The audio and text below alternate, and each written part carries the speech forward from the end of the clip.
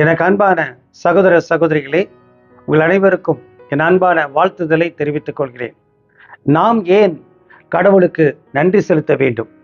2 நண்பர்கள் ஒரு காலை பொழுதிலே தங்களுடைய பகுதியிலே வாக்கிங் சென்று கொண்டிருந்தார்கள். அப்பொழுது ஒரு நபர் தன்னுடைய கார் ஸ்டார்ட் ஆகாததினாலே மிகவும் கஷ்டப்பட்டு கொண்டிருக்கிறதை பார்த்தார்கள். உடனே அவரிடம் போய் கேட்டார்கள், நாங்க வேணா இந்த காரை தள்ளட்டுமா என்று கேட்டார்கள். அவரும் சரி என்று சொன்னார். உடனே அவர்கள் இருவருமாக சேர்ந்து அந்த காரை தள்ள ஆரம்பித்தார்கள். கிட்டத்தட்ட 15 நிமிடங்கள் கஷ்டப்பட்டு தள்ளின பிறகு அந்த கார் அந்த நபரினுடைய வீடை அடைந்தது. உடனே அந்த நபர் காரை விட்டு கீழே இறங்கினார்.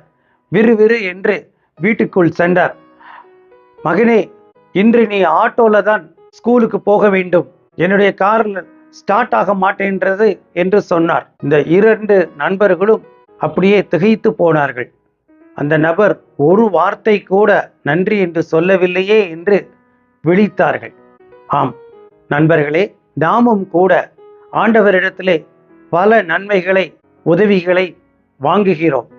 ஆனால் ஆண்டவர் செய்த நன்மைகளை மறந்து போகிறோம். அப்படி இல்லாமல் ஆண்டவர் செய்த அனைத்து நன்மைகளையும் எண்ணி அதை மறவாமல் எப்பொழுதும் ஆண்டவருக்கு நன்றி செலுத்துவோமா?